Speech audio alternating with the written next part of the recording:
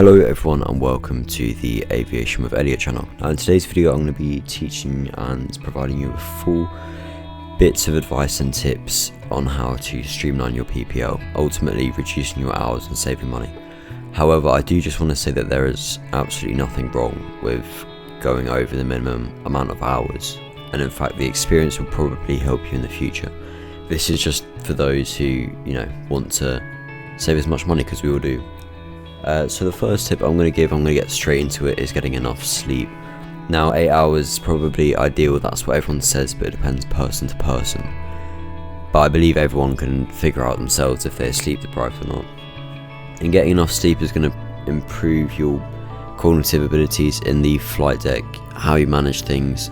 It's also going to reduce the stress, because stress and flying do not go very well together, although I suppose stress is good in some situations. You want to remain calm in all situations, no matter what issue arises.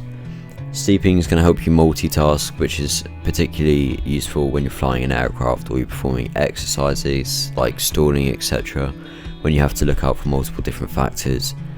And it's just going to keep you naturally calm, I believe, and remove the brain fog and just allow you to focus, because things can quickly go wrong in aviation if you don't focus. For example, exceeding your altitudes, if you don't focus on that. Little things like this make a big impact on aviation and your flying lessons, and it will further prove your competency to your instructor. And method number 2, or tip number 2, is going to be flight simulation. Now I am a big advocate for this. The week before I went solo, I did around 10 to 20 minutes every single day, every night, in the flight sim of being in a 152. My local airport is Blackbush, so flying this S152 around Blackbush, performing a circuit and landing. And normally I wanted to get in about a landing a day. And the benefit of flight simming is when your lessons are cancelled, you can go in the flight sim, manipulate the weather, change the aircraft, change the airport, and you can truly see and make a realistic picture for yourself of what an actual flight would be like. And you've got that sim for the online air traffic control network. And if you're a PPL student, that's going to be particularly useful if you're getting used to the communications. It is a really great network with a lot of professional people.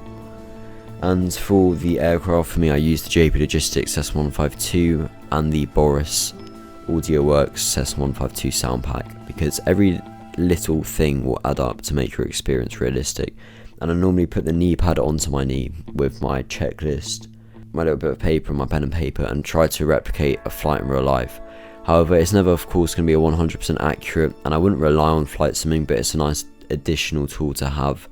And number 3 is going to be cancelling where and when necessary. Now, this is probably the least favourite bit of advice. If you don't have the mindset to fly, for example, you need to cancel the lesson, because it's better to be on the ground wishing you were in the air than in the air wishing you were on the ground. I'm pretty sure that's how it goes.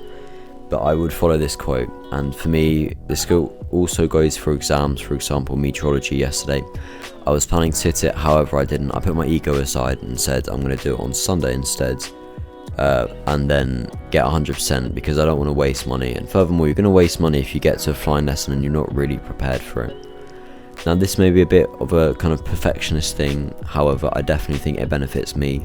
If I'm not ready to go flying, then don't go flying. The flight can wait for a later day where the weather is nicer. And number 4, last but not least, and this is definitely very important, it's going to be getting your ground school and written exams done. Now I'm a bit of a hypocrite, because I've only done 3 out of the 9, and I still need to get the 6 done within a very short time period, which will be February next year. But learning through and gaining knowledge is going to help you with flying, and flying is also going to help you gain knowledge for your exams, and they kind of go hand in hand, they work together. So if you get your ground schooling done and you understand the knowledge, and things like meteorology are very, very useful tools to have to identify the weather when you're flying, if you should take the flight or not, and if you should take that risk. And furthermore, air law and aircraft general knowledge, for example, learning how the aircraft works, is going to significantly help you with your flying and kind of answer the why reasons and the why questions you may have in your head. And that is it for today's video, and I do recommend using Pauli's flight equipment. Their books are excellent, and their Pauli's Aviation Academy, which is an online service.